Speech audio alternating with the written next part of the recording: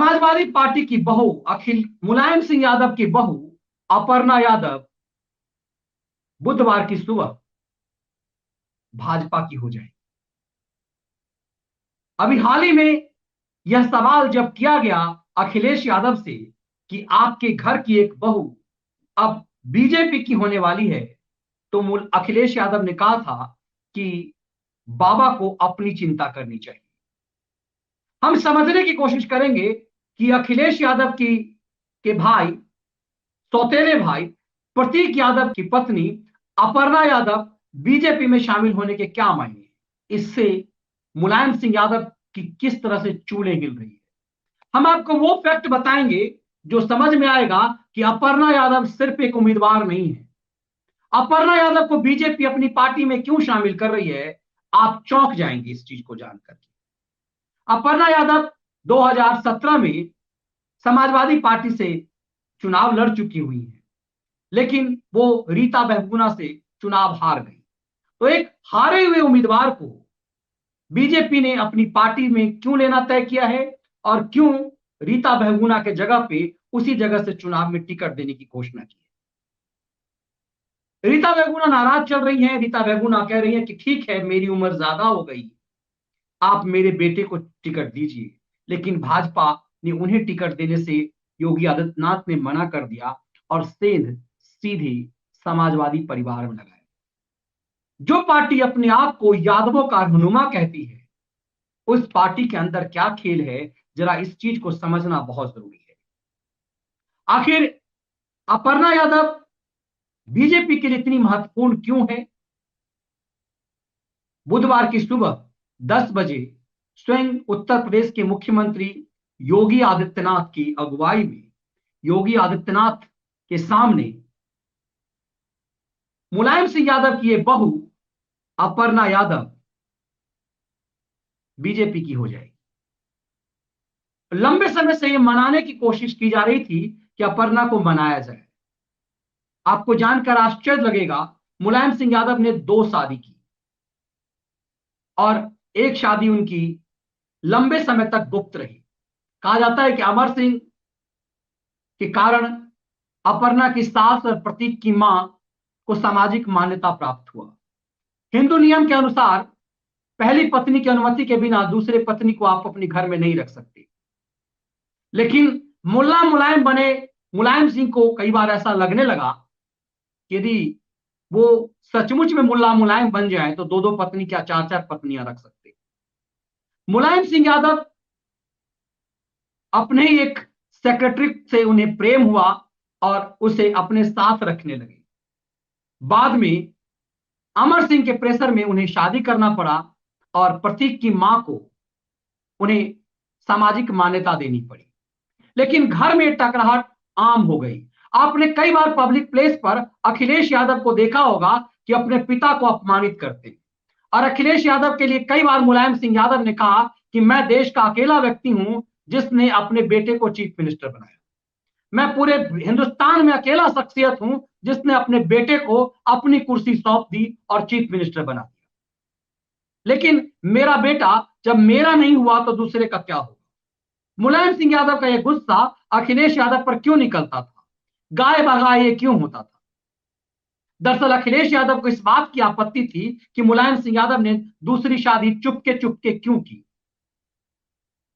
जानकारी के मुताबिक मुलायम सिंह यादव के सौतेले भाई प्रतीक यादव को यह कहा गया था कि आप मुलायम की संपत्ति पर आपका विशेषाधिकार होगा, लेकिन राजनीतिक वसीयत जो है, राजनीतिक उत्तराधिकारी जो मुलायम सिंह यादव के होंगे वो अखिलेश यादव ही। जब तक प्रतीक यादव की शादी नहीं हुई थी तब तक ये सब कुछ ठीक ठाक चल रहा था। लेकिन प्रतीक यादव ने अमेरिका में पढ़ी लिखी एक महिला से शादी किया और उसका नाम अपर्णा यादव है। जब से अपर्णा यादव घर में आई तब से मुलायम परिवार में विद्रोह शुरू हो गया। कुछ ही दिनों बाद अपर्णा ने अपने लिए वही हक मांगा जो अखिलेश की पत्नी को था। अपर्णा लगातार पॉलिटिकल दबाव देती रही कि वो भी राजनीति में आना चाहेंगी, लेकिन प्रतीक यादव राजनीति में नहीं आते थे क्योंकि एक गुप्त समझौता बताया जा रहा है। ये गुप्त समझौता था जिसके मुताबिक प्रतीक यादव को मुलायम सिंह यादव के संपत्ति जो अथाह संपत्ति है उसका एक बड़े हिस्से का वो वारिस होंगे। बिजनेस प्रतीक यादव देखेंगे, लेकिन राजनीतिक उत्तराधिकारी अखिलेश यादव होंगे। अपर्णा यादव को यह नहीं सुहाया, यह पसंद नहीं आया। अपर्णा पढ़ी लिखी महिला थी, उन्होंने बगावत किया कि आखिर डिंपल यादव की तरह उन्हें सम्मान परिवार में क्यों नहीं मिलता, मुलायम सिंह यादव की बहू डिंपल यादव की तरह उन्हें मान्यता क्यों नहीं है, उनका पॉलिटिकल वर्चस्व क्यों नहीं है। इसी दबाव में 2017 में अपर्णा यादव को टिकट मिला, लेकिन अपर्णा हार गई। अपर्णा के हराने, कहा जाता है कि अपर्णा को हराने में समाजवादियों का ही हाथ था। माना जा रहा है कि अपर्णा की इस सीट को हराने में अखिलेश यादव ने बड़ी भूमिका निभाई। अपर्णा इसे डाइजेस्ट नहीं कर पाई। अपर्णा को लगा कि उन्हें हराने में बीजेपी से ज्यादा बड़ी भूमिका समाजवादियों की है, अखिलेश के चेलों की है, और वहीं से अपर्णा ने बगावत करने का तय कर लिया। अपर्णा को बहुत मनाया गया, लेकिन अल्टीमेटली अपर्णा ने तय किया कि वो उसी सीट से लड़ेंगी जहां से वो हारी है। बीजेपी को लगा कि इसमें उसका सौदा मजबूत है, और मुलायम सिंह यादव के घर में सेंध मारने से उन्हें कई फायदे हैं। बताया जाता है कि मुलायम सिंह यादव लगातार ये प्रयास करते रहे कि बीजेपी अपर्णा यादव को पार्टी में शामिल ना करे। इसके लिए मुलायम सिंह यादव ने अमित शाह से मुलाकात भी की और अमित शाह से आग्रह किया कि अपर्णा यादव को पार्टी में शामिल करना उनकी राजनीतिक बेइज्जती है। लेकिन जिस स्तर पर अखिलेश यादव जा रहे थे, अखिलेश यादव जिस तरह से अपना व्यवहार दिखा रहे थे, अखिलेश यादव जिस तरह की हरकतें कर रहे थे, उससे अमित शाह लगातार नाराज थे, और अल्टीमेटली यह तय हुआ कि अपर्णा यादव बीजेपी की हो जाएगी। अपर्णा यादव को बीजेपी में शामिल करने को तय कर लिया गया, और इसके लिए बुधवार का दिन तय किया गया। बुधवार को योगी आदित्यनाथ मुलायम परिवार के अंदर सेंध लगा देंगे, और आपको जानकर आश्चर्य लगेगा, मैं प्रयास करूंगा कि विश्वनाथ चतुर्वेदी को कल आपके साथ जोड़ूं। विश्वनाथ चतुर्वेदी कांग्रेस पार्टी से जुड़े हुए रहे, और उन्होंने मुलायम सिंह परिवार के ऊपर आय से अधिक संपत्ति की शिकायत सुप्रीम कोर्ट में की थी। ये मामला सीबीआई के पास गया, और बहुत गोलमोल है, क्योंकि मुलायम बड़े खिलंदड़ आदमी है। जब कांग्रेस में रहे तो कांग्रेस के साथ सेटिंग, जब बीजेपी की सरकार आई तो वहां सेटिंग, सीबीआई और इन तमाम चीजों से बड़े होते गए। इस मामले में मुलायम सिंह यादव की संपत्ति की परिवार पर 100 करोड़ से ज्यादा के सेल डीड का मामला है, और उसमें मुलायम प्रतीक यादव का भी नाम है, जो अपर्णा यादव के पति हैं। अखिलेश यादव, मुलायम सिंह यादव, प्रतीक यादव की मां, जो सौतेली मां है अखिलेश यादव की, उन सब का नाम है। दरअसल अपर्णा के शामिल होते ही अखिलेश यादव का पूरा दम घुटने वाला है, और अपर्णा पब्लिक मंच पे कहेंगी कि किस तरह से उन्हें बर्बाद करने की साजिश रची गई, किस तरह से उन्हें हराने के लिए अखिलेश यादव ने पूरा प्रयास किया। अपर्णा यादव मुलायम सिंह यादव के परिवार की पूरी पोल पट्टी खोलेगी। अब तुष्टीकरण के नाम पर, हरे समुदाय के वोट बैंक पर कब्जा करने के लिए, पूरे देश में सांप्रदायिक सौहार्द बिगाड़ने के लिए, जातिवाद का नशा बेचने के लिए जो कर्म कर रहे हैं, उसका दौर दरअसल जा रहा है। अपर्णा यादव का बीजेपी में शामिल होना एक उम्मीदवार का शामिल होना नहीं है। अपर्णा यादव की कीमत सिर्फ इतनी नहीं है कि बीजेपी के खिलाफ समाजवादी पार्टी ये कहे कि उसने बीजेपी के योगी सरकार के 3 मंत्रियों को, स्वामी प्रसाद मौर्य समेत 3 मंत्रियों को अपनी पार्टी में शामिल किया। दरअसल इन तीनों को टिकट नहीं मिलना था, लेकिन अपर्णा यादव को बीजेपी वहां से टिकट दे रही है जहां से अपर्णा हारी है। बहुत गंभीरता समझिएगा कि ये अमित शाह की क्या चाल है। जहां से अपर्णा यादव चुनाव हारी हैं, उस जगह पर अपर्णा को टिकट दिया जाना, और उस व्यक्ति का टिकट छीन लेना जो वहां से जीती हैं, वो है रीता बहुगुणा, हेमवती नंदन बहुगुणा की बेटी। दरअसल पॉलिटिक्स में ये चीजें बहुत महत्वपूर्ण है। माना जाता है कि रीता बहुगुणा ने कोई काम वहां नहीं किया, और इसके कारण रीता बहुगुणा से वहां नाराजगी है। इसीलिए डबल गेम ये प्लानिंग किया गया है कि असल ये है कि यदि आप परिवार में सेंध लगाते हैं तो परिवार की बहुत सारी चीजें, और उत्तर प्रदेश की पॉलिटिक्स इतनी खतरनाक हो चुकी हुई है, इतनी जहरीली हो चुकी हुई है कि पब्लिक मंच पे आपने देखा कि किस तरह से लोग ये धमकी देते हैं ट्रैफिक पुलिस को। हमने 2 दिन पहले वीडियो विश्लेषण दिखाया कि किस तरह से ट्रैफिक पुलिस को धमकी दी जाती है कि आने दो, अखिलेश यादव की सरकार की हम तुम्हें सड़क पर पिटाई करेंगे। ये तमाम चीजें कौन कह रहे हैं, इस बात को समझना बहुत जरूरी है कि बातें कौन कह रहा है। दरअसल अखिलेश यादव की सरकार के दौर में जिहादियों, आतंकियों, माफियाओं को यह लगता है कि उनकी सरकार जाने से उनका दौर चला गया है। इसीलिए सड़क पर पंचर छाप लोगों ने उत्पात मचाना शुरू कर दिया है।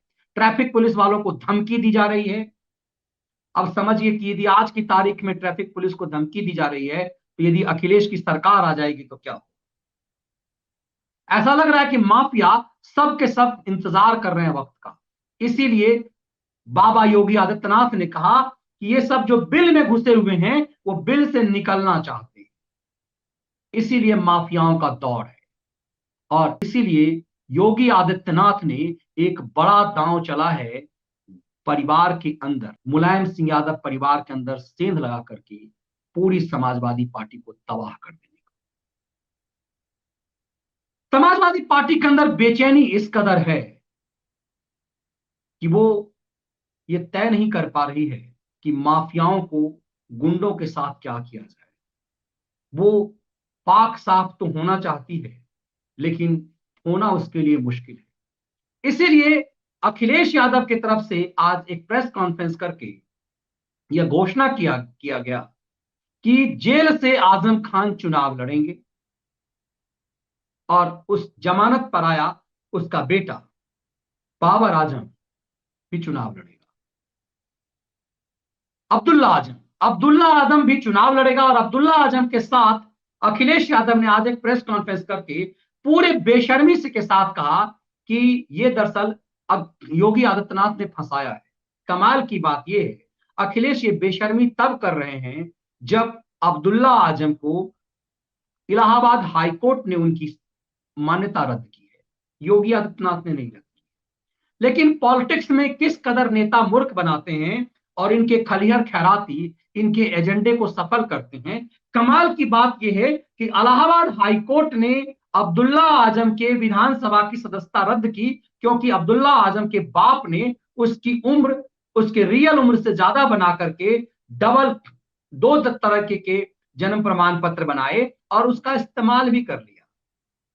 जरूरत पड़ने पर उसकी उम्र ज्यादा कर ली ताकि जिस विधानसभा से आजम खान विधायक था वहां से अपने बेटे को दूसरे को विधायक ना बना सके। ये गजब का नशा बेचते हैं राजनीतिक दल कि जाति के नाम पर जहर उगलते हैं, जाति के नाम पर राजनीति करते हैं, लेकिन फायदा सिर्फ अपने बच्चों को देते हैं। आजम खान मुस्लिम तुष्टिकरण के नाम पर जहर फैलाता है, लेकिन विधानसभा के टिकट के लिए उसे कोई अपना नहीं मिलता अपने ही समाज से। इसीलिए वो अब्दुल्ला आजम की उम्र 2 साल बढ़वाता है एकाएक और फिर उसे टिकट थमा देता है।